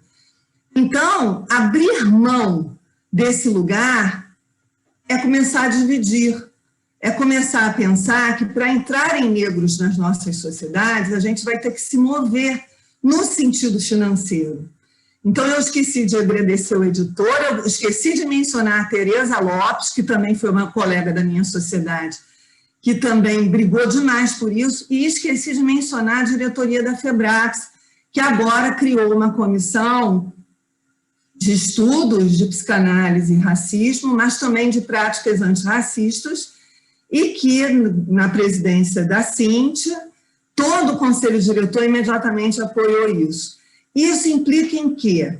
Qual é o objetivo dessa comissão? O objetivo é justamente que nós levemos para dentro das sociedades ligadas à FEBRAPS, as federadas, essa discussão, que nós comecemos a conversar a respeito disso. E conversar a respeito disso necessariamente passa pela questão do dinheiro. O Paim estava dizendo que qualquer pessoa que venha adquirir o livro, porque a gente falou do livro, mas a gente não mostrou o livro, né? Qualquer pessoa que venha adquirir, R$5 vai ser dirigido para um fundo, que vai ser um fundo dirigido para uma bolsa, para um aluno que venha futuramente frequentar a SBT de PA. Isso é abrir mão de uma parcela do ganho da editora, do ganho do Paim, para dirigir para alguém estudar. Então, necessariamente passa por essa questão financeira e cultural. E eu acho que com isso eu já respondi ao colega que pergunta sobre a decolonização. O Paim estava falando da nossa leitura, e a primeira pessoa que fez uma pergunta perguntou se era necessário que nós lêssemos autores afrodiaspóricos e nacionais, que também são afrodiaspóricos, para nos inteirarmos, para que tenhamos um letramento racial. Sem dúvida, porque um dos projetos do racismo foi apagar, esse apagamento não se deu somente com relação à história daqueles sujeitos que foram sequestrados da África, mas foi também se beneficiar do conhecimento daqueles sujeitos, porque talvez a maioria dos brasileiros não saiba, mas todo o conhecimento sobre agricultura, mineração, uma série de conhecimentos que foram trazidos para o Brasil para a exploração da terra, foram trazidos por esses africanos sequestrados e colocados aqui como escravos. E no decorrer dos séculos, mesmo na finalização da escravatura, e isso é objeto do texto que o Paim e eu escrevemos, os negros foram impedidos de estudar e foram impedidos de ter acesso ao conhecimento. Então, o conhecimento foi uma das principais áreas atacadas. E por isso a gente só lê europeu. Isso tudo foi um projeto, assim como o Augusto falou do embranquecimento, da miscigenação como um projeto de embranquecimento. A questão de trazer os europeus para cá, quase em número idêntico, em 350 anos foram trazidos 5 milhões de africanos para o Brasil. Em 30 anos trouxeram 4 milhões de europeus para o Brasil, portanto, quase um número equivalente para branquear o Brasil. E, com isso, a cultura desses africanos que serviu para construir o país não serviu e não serve ainda hoje para ser ensinado nas escolas e para que a gente tenha, dentro da nossa psicanálise, essa cultura miscigenada também com o pensamento europeu. Eu vou, quem sabe, trazer algumas questões e à medida que cada um vai se sentindo à vontade para responder alguma delas, vai se abrindo para a gente poder organizar antes que sejam muitas, talvez, aqui. Tá? Lucas, só deixa eu só falar, antes que se perca essas primeiras questões, claro, bem rapidinho, então. Que eu acho que além da gente ler autores intelectuais negros dentro das instituições, enfim, eu acho que nós, brancos, a gente tem que produzir conhecimento, não só os negros escrevendo sobre racismo, mas nós, brancos, botando a branquitude no divã, escrevendo sobre o pacto narcísico da branquitude, escrevendo sobre esse narcisismo branco, colocando o branco como sujeito de estudo nessa dinâmica racista. Eu acho que isso eu sinto muita falta ainda. E acho que é sintomático, e não por acaso, que as produções que têm nesse sentido, que pelo menos eu conheço no Brasil, que são da Lia e da Maria Aparecida Bento, elas são psicólogas, mas elas não estão dentro das instituições psicanalíticas, né? Dentro das instituições psicanalíticas, essa produção de conhecimento ainda é quase inexistente, assim, né? O branco não se coloca como objeto de estudo. E acho que esse é um ponto, além da gente ler e estudar, é também produzir conhecimento nesse sentido. Eu vou ler alguns comentários aqui, depois também tem umas questões, mas acho que algum comentário pode suscitar novos comentários, né?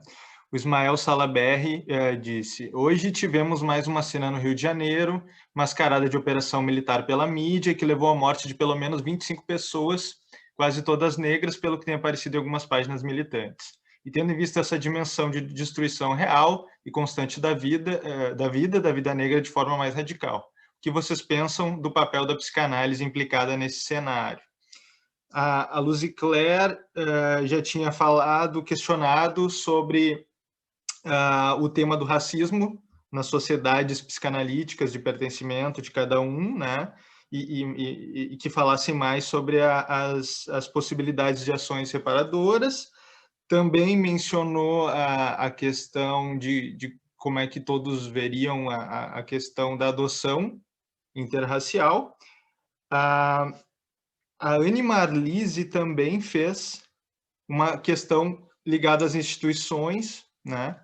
Que seriam como pensam as resistências dentro das instituições psicanalíticas. Porto Alegre é considerada uma capital muito hostil aos negros.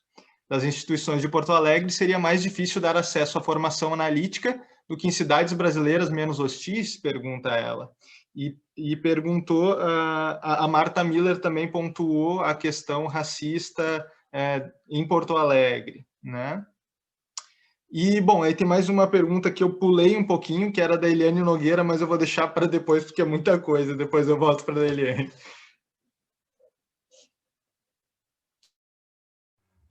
Eu só não queria perder essa esteira, né, inicial, que a gente estava questionando sobre o lugar da análise, né, na hora de tratar preconceito racial, né, na hora de tratar os preconceitos da branquitude em especial, né. E eu tive um contato muito recente, né, com um livro de uma autora que eu até citei na minha fala em algum momento, que é a Tatiana Nascimento, que é uma poeta slammer negra, ativista, enfim, da causa LGBT também. E ela tem um livro muito curto e muito genial chamado Leve Sua Culpa Branca para a Terapia.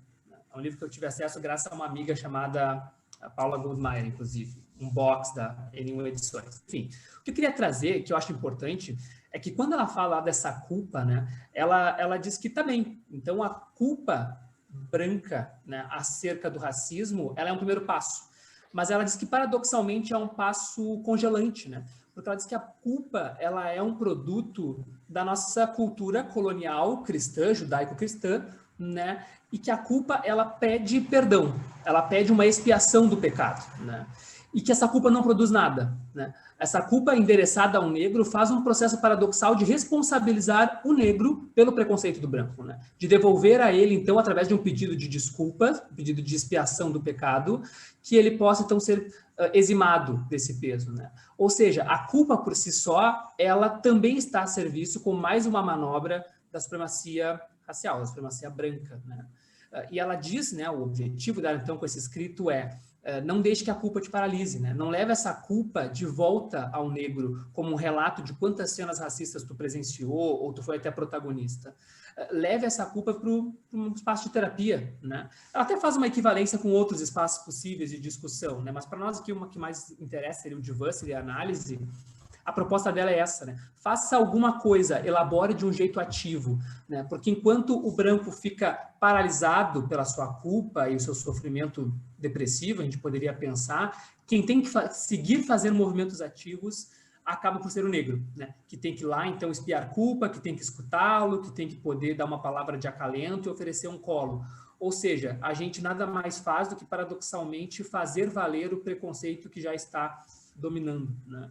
Então, talvez para tentar até linkar um pouco a questão das instituições psicanalíticas, né, que são feitas pelos analistas, seria esse o processo que começa no individual para poder chegar no social de uma transformação efetiva, né, como acho que a brasileira vem conseguindo fazer, por exemplo, né, com essa aprovação das cotas reparatórias, né.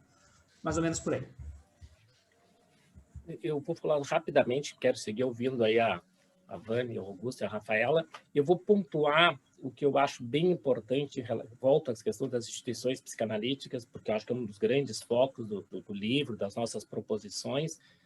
Eu acho que, citando inclusive os nossos avanços do Rio e avanços que eu acredito que vão acontecer em outras sociedades, porque vamos seguir trabalhando, tensionando, mas também tenho, ouvindo assim o que o Augusto diz agora e a Rafaela, evidentemente, esse processo de transformação efetiva e uma transformação que não vá pelo caminho da formação reativa, porque nós vivemos um momento de formação reativa em nossas instituições, né? Uma formação reativa que não é transformadora, que é uma tentativa de lidar com toda essa questão racista, estrutural, constitutiva de cada um de nós e que aparece a todo momento e com toda a intensidade, né? Então, tivemos todos esses avanços. Partimos do pressuposto que temos um problema extremamente importante, porque as pessoas que estão no lugar de poder nas instituições psicanalíticas, que são os seus membros associados, efetivos, titulares, de data, então toda essa geração que está direcionando o processo, essa grande geração, fora a população negra, que é a maioria, né? Nós fizemos uma pesquisa aí num grupo que eu e a Vânia, mais os colegas fizemos parte, nós não chegamos a 2% da população de analistas filiados às sociedades. Isso não dá 10 analistas em todo o Brasil, numa população de 2.500, em torno disso, né? Então, isso é importante. Então, todas as sociedades que nós temos no momento, e todas as instituições psicanalíticas, amplamente falando, elas estão formadas, e quem está nesse lugar de poder é toda uma geração, palavras da Rafaela, palavras do Augusto, que não passou pelo divã das suas análises o racista que habita em cada um de si.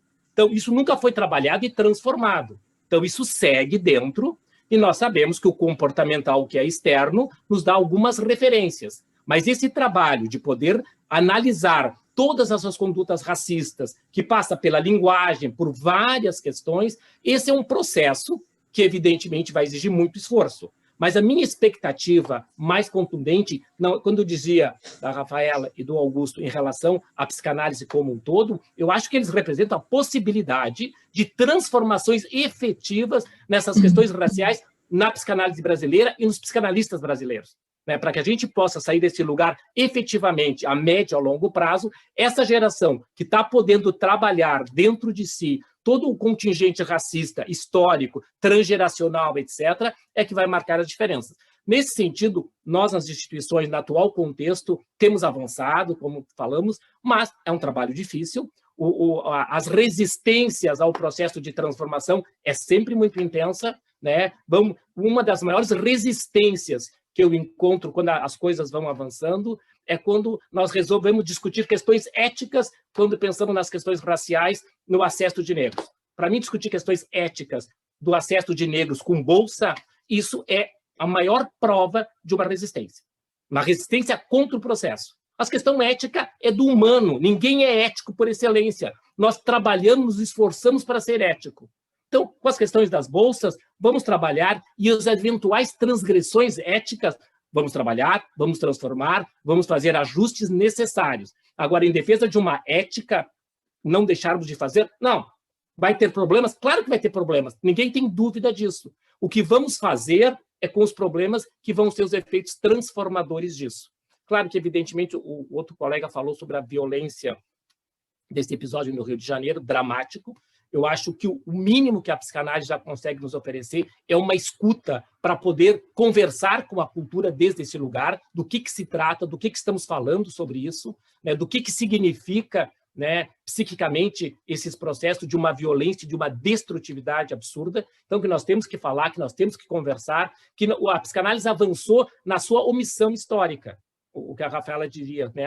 Como é que a gente faz o link? Quando o Augusto lembra da psicologia das massas, é o grande momento freudiano de uma intersecção entre o individual e o coletivo. Se a gente for pegar um texto freudiano, onde ele propõe arduamente, ele propõe em vários momentos da obra. Eu vou citar um, que é a psicologia das massas. Em especial, né? Inclusive, aí estamos comemorando 100 anos desse texto clássico, que é o tema do nosso Congresso Brasileiro, que a princípio vai ser em abril, aí nessas questões que temos por trabalhar, importante e significativo.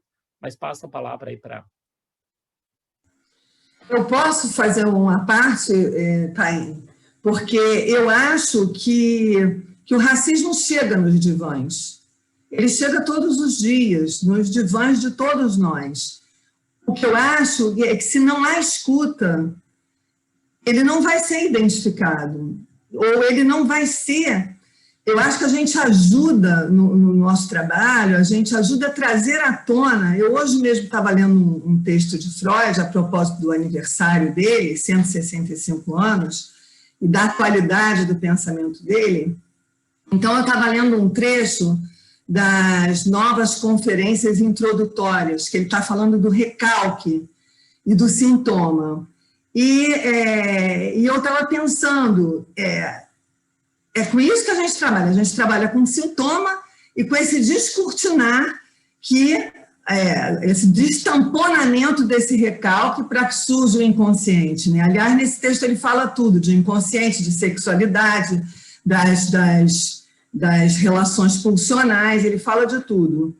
E isso aparece no consultório, aparece das mais variadas maneiras, mas eu acho que às vezes as pessoas não são sensíveis a isso. Da mesma maneira que não são sensíveis quando você fala, Paim, da resistência, que se recusar a perceber a situação e a discuti-la com naturalidade, como nós estamos discutindo aqui, faz parte de uma resistência, isso ocorre também na cena analítica. Só que não há uma escuta. Não há uma escuta para se trazer isso à tona, para destamponar, para fazer com que isso apareça. E eu tenho amigas, essas amigas que eu citei aqui, Elisa, Cristina, Tereza, inúmeras delas já me falaram que começaram a ter uma escuta para a questão racial depois de muita conversa comigo. Há 2 anos, a gente escreveu um número de Caliban, na seção Vórtice, que foi sobre o racismo. E colegas da América Latina inteira escreveram sobre racismo. E uma das colegas que compõe a equipe editorial, ela disse que ela achou impressionante, depois da escrita, da feitura daquele número de Caliban e daquele número de Vórtice, ela disse que a escuta dela mudou completamente no consultório. Então, eu acho que é isso, não há uma escuta, não há uma negação que é tão forte. O Augusto também disse isso, o Augusto diz que o movimento negro não precisa necessariamente desse livro, mas que os psicanalistas precisam, e é justamente por isso, o movimento negro denuncia isso há séculos. Então, quando eles falam, tanto a Rafaela quanto o Augusto, trazem para o primeiro plano a questão da branquitude, eu acho que isso é fundamental mesmo, porque o negro secularmente fala de si, traz essa questão. E ela é abafada, e ela é silenciada. Então, é necessário mesmo que os analistas como um todo comecem a pensar sobre essa questão e falar do seu lugar. Quando a Rafaela está falando isso, ela está racializando o branco. Quando a gente fala o branco, as pessoas ficam ofendidas, quando a gente é chamado de crioulo e negro, secularmente. E é isso que a gente tem que mudar.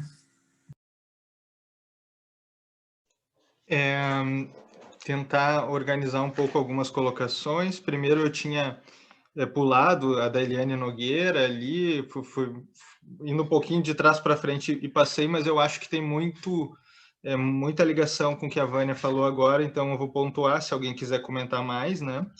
Que é o preconceito explícito das instituições psicanalíticas pode ser entendido como falha das análises e não incluir a realidade social e só tratar a realidade interna.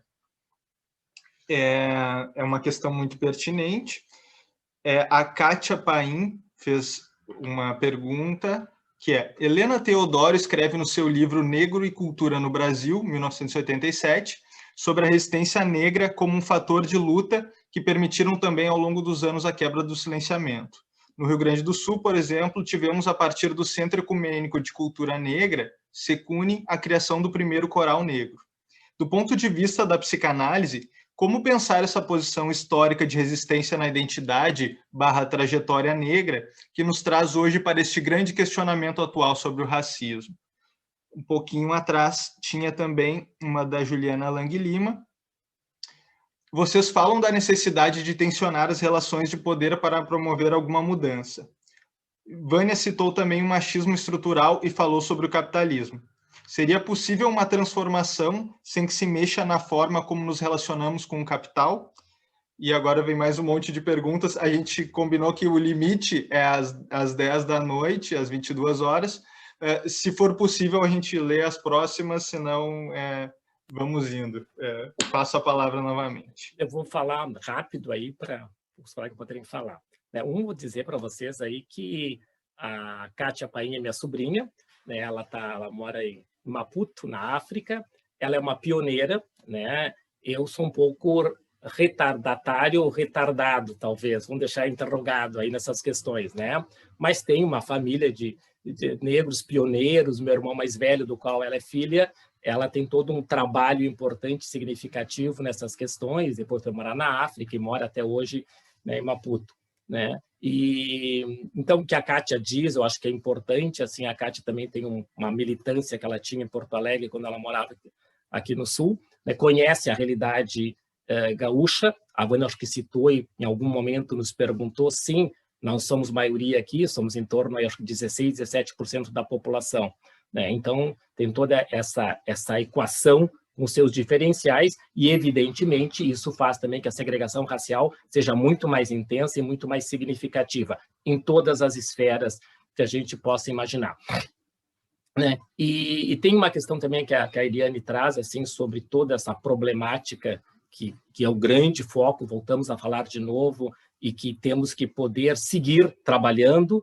tensionando, né, denunciando, né? Acho que assim essa problemática do racismo dentro dos institutos, né, porque esse trabalho de fazer falar, e o que a Vânia dizia, fazer escutar, né? Eu acho que a Grada, uma das minhas podcasts aí que eu vi dela, ela falava um pouco, acho, pelo caminho que a Vânia trazia, assim, né, que não basta ter lugar de fala, mas tem que ter lugar de escuta, né? Ou seja, assim, há que alguém falar e há que alguém escutar, né? Acho que as sociedades estão começando a escutar. Sociedades, podemos dizer, abre porta para nossos consultórios, nossas salas de análise, ter uma escuta do que não tinha escuta. Então, acho que isso tem algo que sensibilizou-se, e nesse sensibilizar nós podemos avançar, transformar e dar novos destinos a essas questões que precisam seguir pensando, né? Eu queria também dizer que a Vânia dirige, né, o departamento com muita maestria. Ela está cumprindo um papel importante na FEBRAPS. Essas conquistas que têm a ver com o papel da Vânia, com o que ela tem levado, com o que ela tem persistido, e, evidentemente, tem toda a sensibilidade dos colegas de querer se envolver com isso e sair, né, de uma questão que talvez a gente vai discutir em algum momento, que eu acho que é uma questão bem interessante em termos metapsicológicos, porque eu não posso deixar de falar em metapsicologia, senão eu fico em sub de abstinência, que é justamente assim, o que se trata das questões do racismo. A gente fala de recalque, sim, e o que é a questão do racismo? Algo maior, mais intenso que permeia algo aí da desmentida, da verwerfung, da forclusão, de uma cisão psíquica importante de não se comprometer com isso. Mas é uma discussão teórica, importante, significativa, que tem que ser produzida para que a gente siga pensando.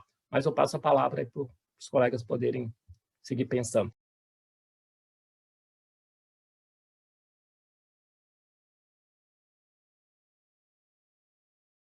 Olha, Augusto e Rafaela, se vocês não falarem, eu vou falar. Alguém falou aí do capital. Se a gente parar para pensar mais uma vez, porque eu acho que esses exemplos são importantes até para que nós consigamos perceber como essa coisa se dá na sociedade. Tirem os negros da sociedade brasileira. Onde é que está o capital? Porque tem um livro do Muniz Sodré em que ele fala que mais de 30 milhões de negros, isso no mundo inteiro, tiveram que ser sacrificados nas suas histórias, na sua subjetividade, para que perde-se o número de vista de brancos que enriqueceram.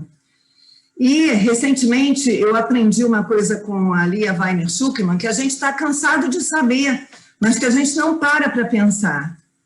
E ela falou das gerações que foram necessárias, ou que serão necessárias para que os negros cheguem minimamente em pé de igualdade com os brancos. E aí ela falou dessa questão do embranquecimento e de que todo europeu que chegava ganhava um pedaço de terra, quando não ganhava, ganhava um emprego remunerado, enquanto, na mesma ocasião, os negros estavam perambulando pelo meio da rua.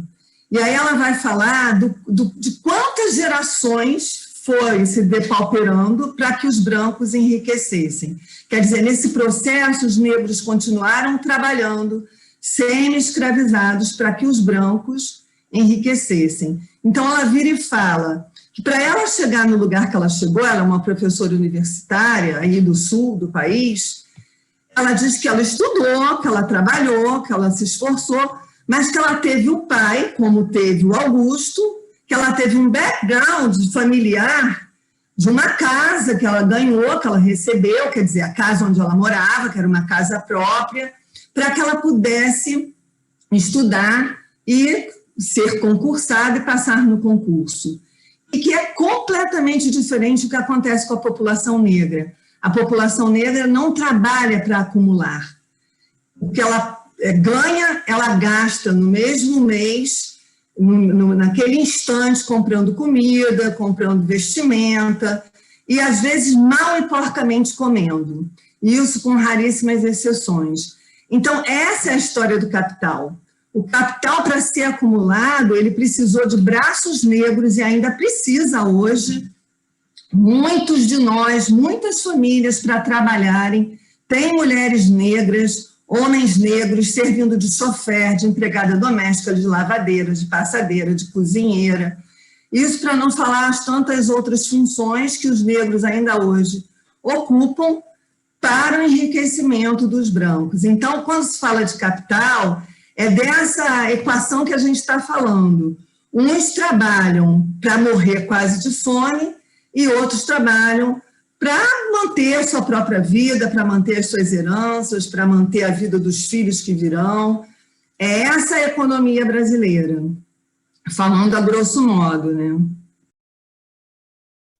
Vânia, completando isso que tu disse, recentemente eu li, eu acho que eu sou amiga da Juliana, eu acho que ela estava com esse livro em mente quando ela fez essa pergunta, que a gente, inclusive, debateu bastante esse livro, que é aquele livro da Françoise Verger, Por um Feminismo Decolonial.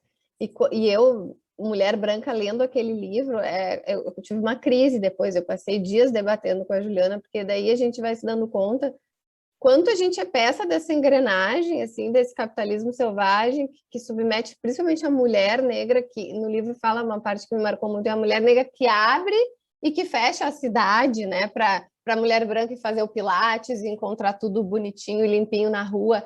Então, é um livro que mexe muito com a gente, que a gente pensa, meu Deus, precisa muita mudança aí, os brancos realmente precisam se dar conta de muita coisa, e é toda uma estrutura que eu acho que é um combo, né, machismo, racismo e capitalismo, que tu já tinha dito antes.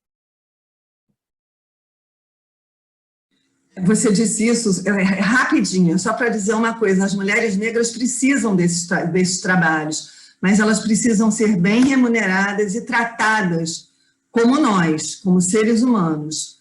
Elas precisam, e elas ocupam esses lugares com orgulho, mas elas precisam ser bem remuneradas, ter carteira assinada, ser tratada com respeito, o que muitas vezes não acontece.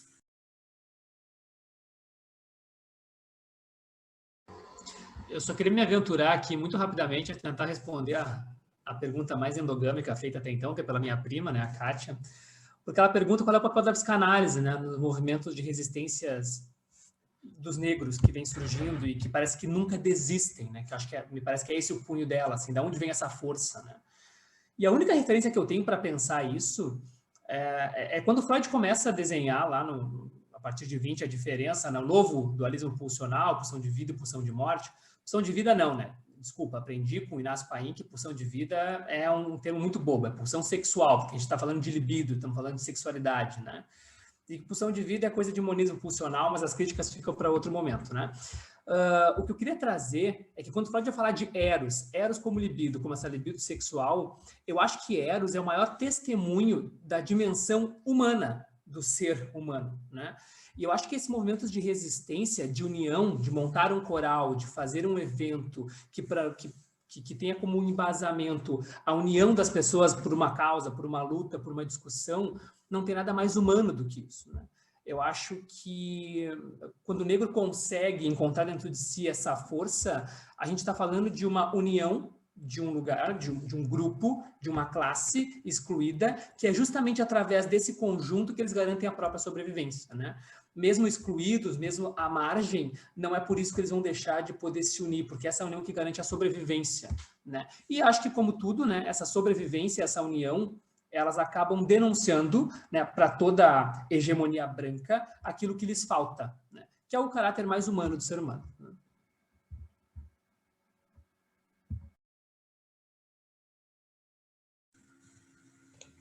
Eu vou dar um pitaco seguindo um pouco o que o Augusto propõe, né?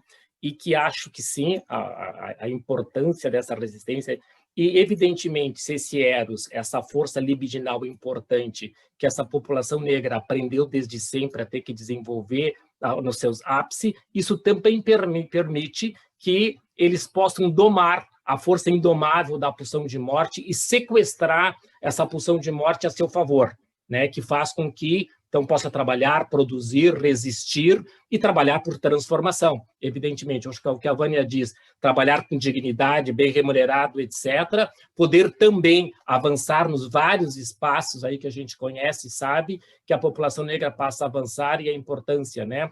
E nós não citamos em nenhum momento diretamente aqui, mas todos nós sabemos, e acho que a gente tem que seguir falando sobre uma questão, que é a questão importante, que o ano que vem, acho que passa a ser uma questão no Supremo, que é a questão das ações afirmativas ou das cotas das universidades.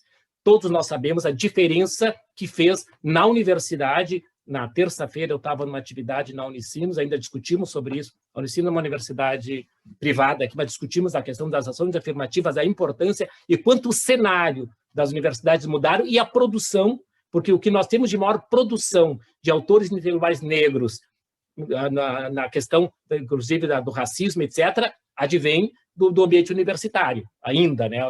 A Rafaela dizia, nós estamos começando as sociedades a produzir em maior relevância, mas a grande produção vem de lá, e a grande produção, evidente, começa lá nos anos 2000, Cida como marco importante, podemos pensar a Virgínia em 45, mas de forma mais consistente. Mas depois das cotas, que é 2010, nós temos um boom e um salto de qualidade indiscutivelmente, que faz toda a diferença para o movimento negro e para essa formação dessa nova geração crítica e com capacidade de transformação. Eu gostaria de pontuar só os comentários, né, alguns da Eliane, da Anne Marlise, da Beatriz Bez, né, pontuando a questão do fundo, assim, e dizer que para a editora é um prazer poder participar disso, né? E a proposta do livro e dos livros da série também é uma proposta de uma ideia de acessibilidade, né? Eles são os livros mais baratos possíveis a serem feitos também, né, tanto dos clássicos do alemão quanto dos contemporâneos, para que todos possam ter o acesso e também não fique na mão, pensando na questão do capital, né, não fique na mão de poucos. Essa é uma preocupação desde o início da série, então, da minha parte, eu digo que é um prazer poder participar desse movimento. Vamos encerrando, né? Temos 5 minutos aí para todos se despedirem de alguma maneira. Eu encerro minha fala assim e deixo para vocês se despedirem. Um prazer estar com todos os 4. Eu sou o quinto aqui. Eu estou olhando na tela, vou perdendo os números. Tchau, tchau.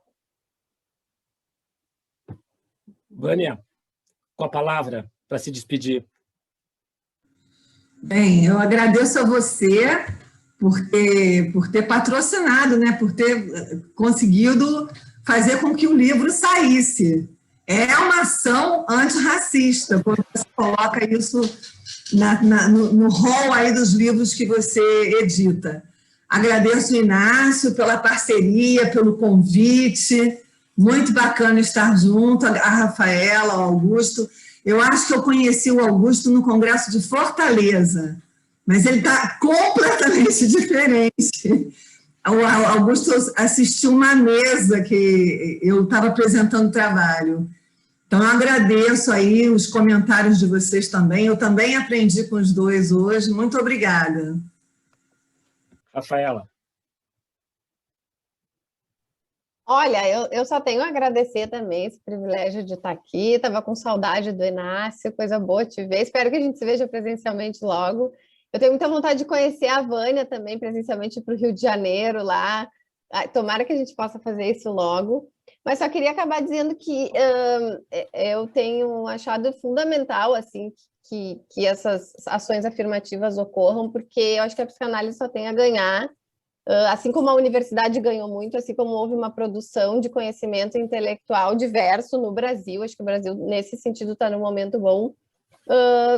Dentro das instituições psicanalíticas, eu acho que isso vai só acrescentar, acho que a teoria psicanalítica tem muita chance, se a gente tiver esse convívio e abrir as portas, de fazer uma psicanálise muito original e muito própria, e menos colonizada.